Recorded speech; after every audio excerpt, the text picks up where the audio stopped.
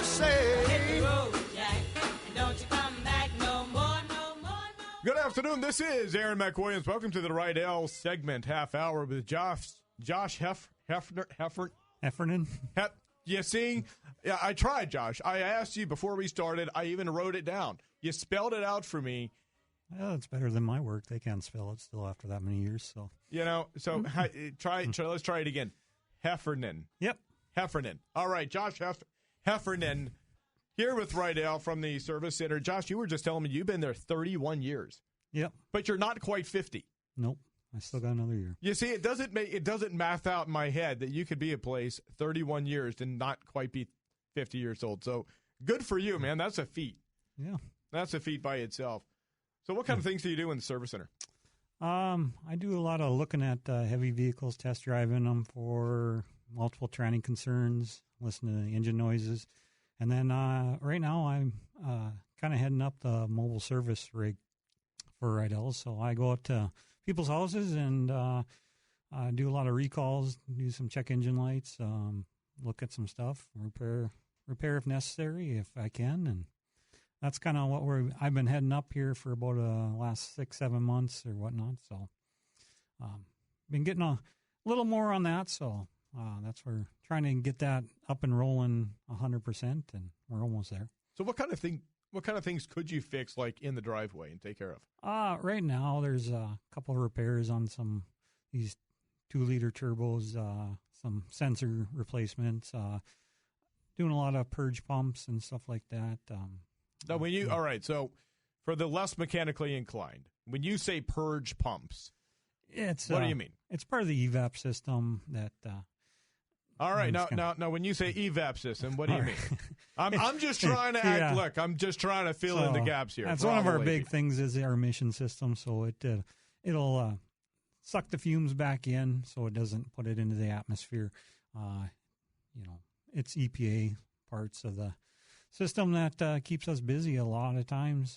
That's what usually turns the check engine light on almost all the time. Is the emission system, evap system. It recycles the gas fume so it doesn't evaporate it into the air. So when you say it recycles the gas fume, so it goes through the combustion cycle of the engine, it goes out of the exhaust, and then there's a pump that takes that exhaust and injects it back into the cylinder. I don't actually know how that works. How does that work? Well, it kind of feeds it in through. There's a purge solenoid valve up on the engine. There's a vent valve on the back, and it's allowing the gas fumes to go out, or it just sucks it back in through the intake and burns it out that way. So that way it's not harming the environment by kicking it out, carbon dioxide, all that stuff like that. So it's a big pain in the butt. So if there is a combustible element to the gas, it's going to combust it instead of sticking it out of the tailpipe. Yeah. That kind of reminds me though of like your wood boiler. At your house, that it's going to end up having like the gasification unit on it. Yeah. So you end up having the hot gases that come off of your wood, and then those hot gases end up igniting. Would it be something similar to that? Pretty much, yes. Okay. You see, now it finally makes sense. And so what you're telling me is that in this cycle, there's a sensor there that can tell whether or not it should kind of go through that. I'm going to use the gasification word, is where it would recycle and recombust those gases, and that sensor often goes out. Yeah, or it's stuck and it's leaking all of it right into the engine, or the vent valve is stuck and it's kind of not allowing it to vent, and then it can suck in the gas tank. That's the most fear that it can happen. It's kind of rare, but it does happen. Wait. These emissions would be sucked into the gas tank? Well, there's a vent valve on the back, and that allows air to go out. And if that gets plugged, the gas tank and the whole system can't vent. And worst case scenario, it could just get the pressure and it'll suck the gas tank in. Interesting. So then you would have a problem with. Would that then actually cause your fuel pump to go out? It can, or it'll. Usually, what happens is you run out of gas because it'll bend the level sensor on there, and you'll be like, well, it says I have a half a tank, and then you go down there and it's sucked in on the bottom right by the pump there, and yeah, it usually bends that sensor. Okay, hang on. This might actually explain something. All right, so we all know that I drive a 2024 Toyota Tundra. That's widely recognized, right? Yeah. I was launching my boat, I don't know, maybe a month ago or so. I launched my boat. I'm at the dock, and we're just say I have half a tank. All right, cool. I got half a tank. That's great. I launch my boat. I go to leave, and I'm showing on my gas gauge like 3/4 of a tank. And I'm fairly certain nobody came and put gas in my truck for me. And this really freaked me out because I had never had this happen. Would it be possible then that my gas tank sucked in or something? What do you think possibly happened there? What did you happen to look before you backed it in? Yeah, I was at half a tank when I got to the dock. When I left the dock later that day, I had, quote, more gas in my gas tank than when I drove in.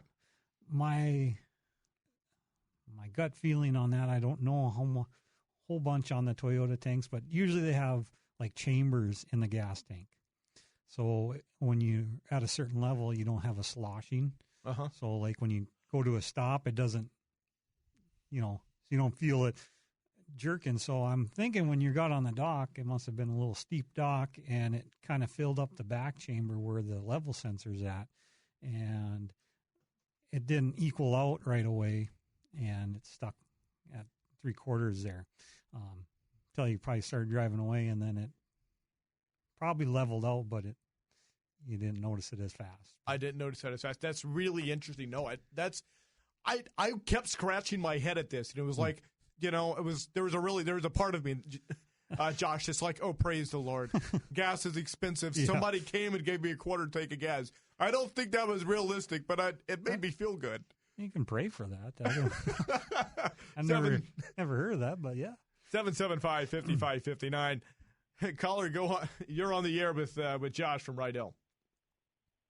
Josh, got a question about gas tanks. I had a Chevy pickup recently and had a small gas leak. So I thought, well, it wouldn't cost too much to have it fixed. I took it to a shop. $1,600 later, they fixed it. They had to jack up the pickup box to get at the gas tank. And I thought Grand Forks Welding would be able to weld it. Well, the tanks aren't metal anymore. This is plastic. So we had to get a new plastic tank, and we had to put a new fuel pump because it was all rusty and so forth. So my $50 fix cost me $1,600. Can you explain why? I'll hang up and listen. Thanks. Thanks, caller. Why would a simple fix run up to $1,600? That's the great thing about North Dakota rust.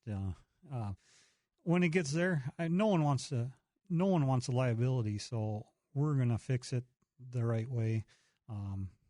That's a fire issue. You have a gas leak. No one in their right mind is going to let it go with, that should hold. So unfortunately, that's what it is. We used to lift the boxes, but now we don't anymore. It is kind of a pain to get the tank out, the fill neck, everything, the lines off. So labor is probably half of that. The tank and the pump. The pump is, electronic part. So unfortunately, that gets up in price, and it is what it is. Kind of. That's the biggest thing is liability. No one's going to sign off on like, we'll just put some silicone on there and that'll hold. So don't just silicone your leaky gas tank. No, All right. So Texter writes in at 775-5559. We're on the air with Josh Heffernan. Did I do that right? You did. Heffernan. He's in the service center for 31 years with Rydell. Texter writes in and says, when I go to put fuel in my Ford Escape, when I put the nozzle in the gas tank, you hear a big purge of air. Is that something to be concerned with?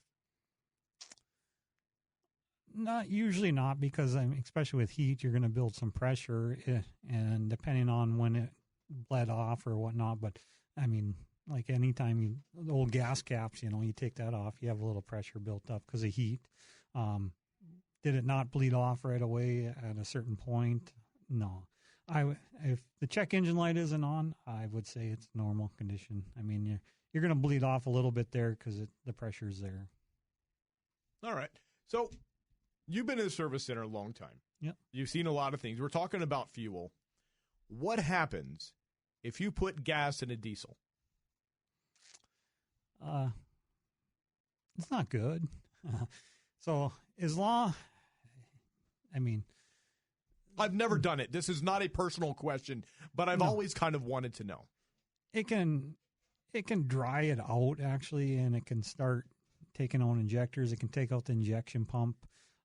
Usually the injection pump can get damaged, and then when that does that, it starts sending little metal shards through the system. But most of the time, people catch it because, Canadians come down and their diesel up there is green and E85. So usually once a summer we'll get a Canadian rig pumped with E85, and they get out there and they shut it off. So usually most of the time we can get it, take the tank down, drain it out, clean it out, flush the lines out, and get you back on the road with some filters and stuff. But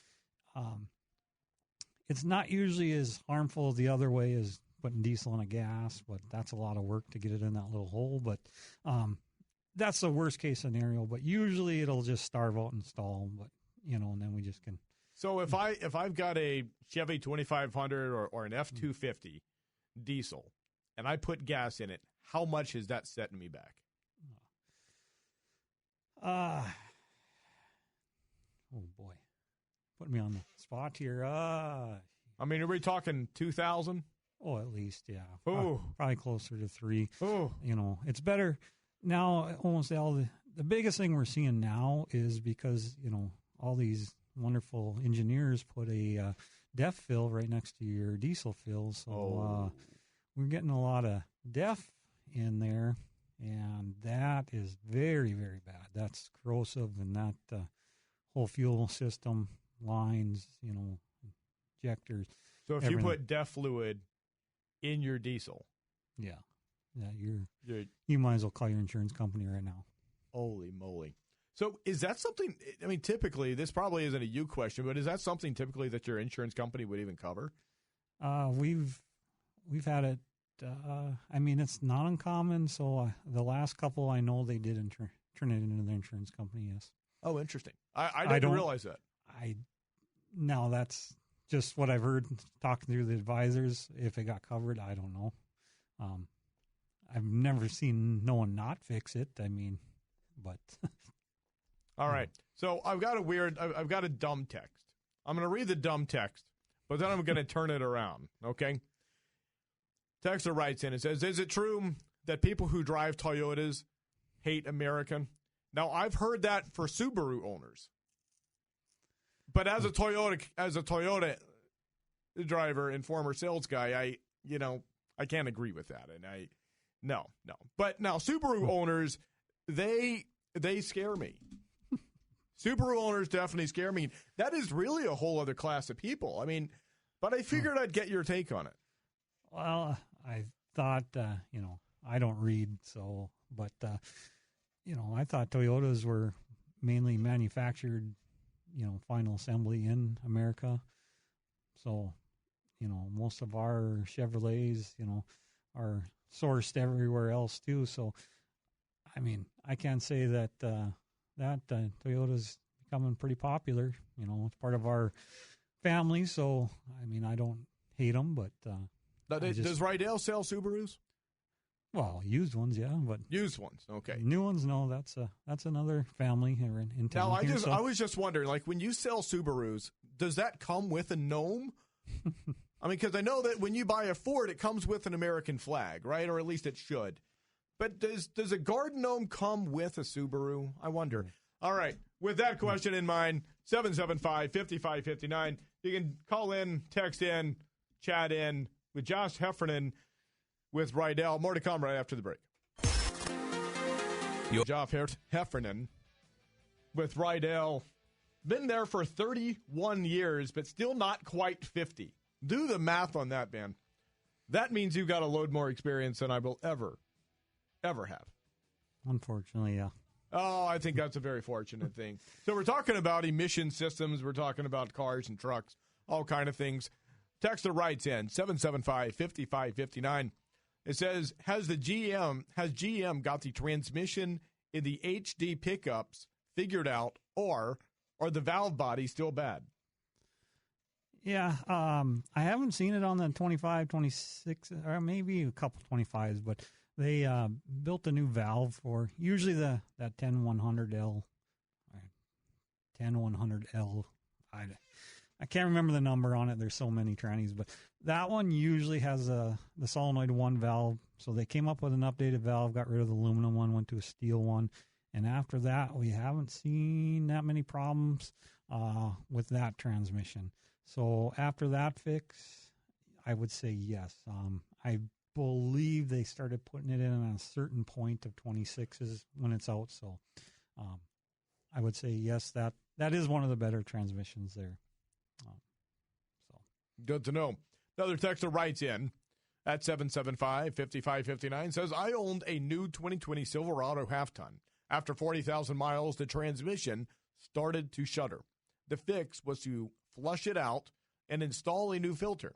But because it is a closed system, you can no longer fill it from the top, and you cannot remove and clean the pan without removing the exhaust pipe.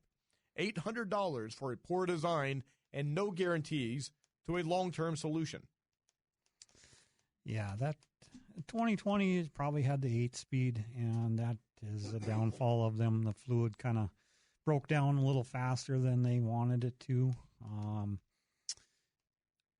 Personally, I do not recommend a filter change unless we usually just do a flush.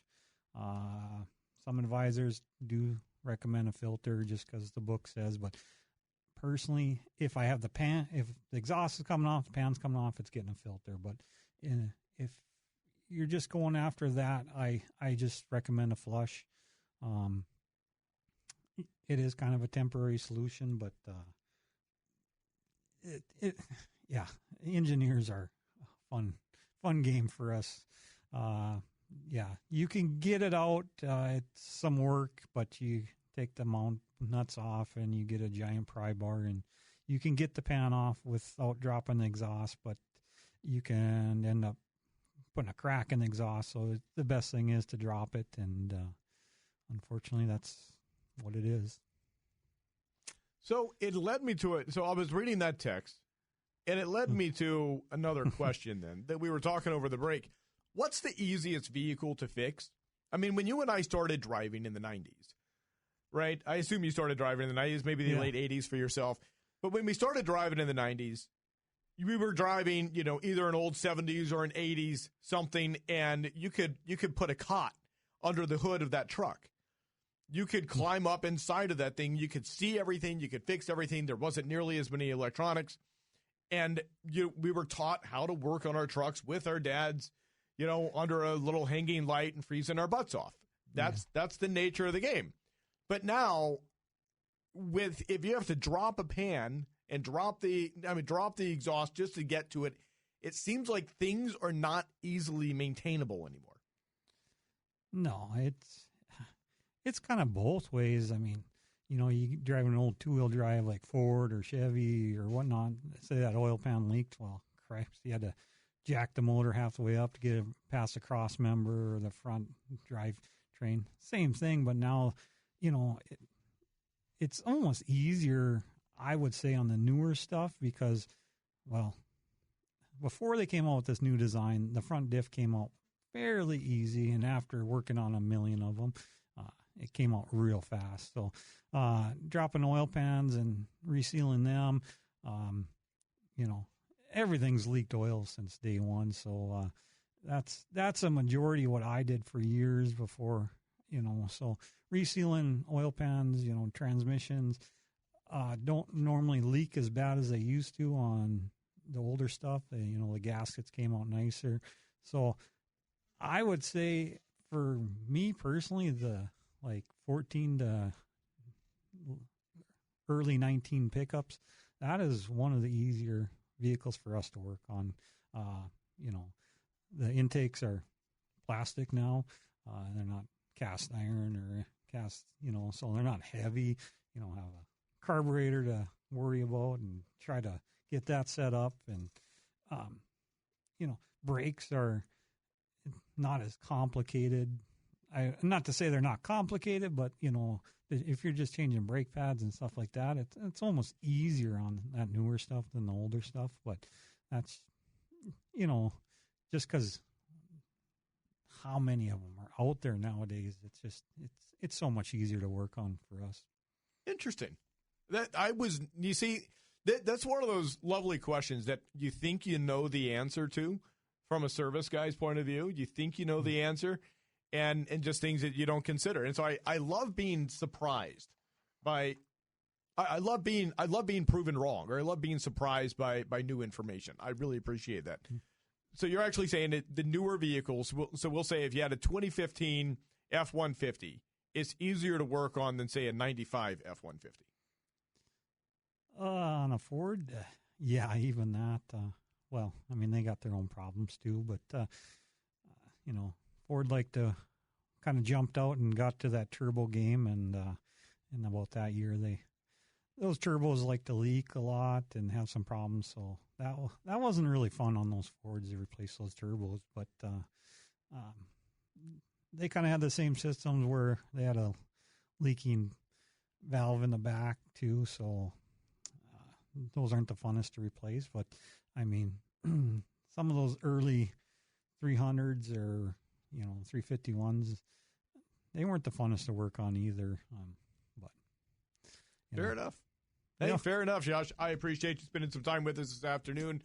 So hope you have a wonderful rest of the week. Yeah. Bring an umbrella. It's supposed to be raining. It'll happen. That'll happen. All right, my friend. That is time. KNOX Newsroom coming up.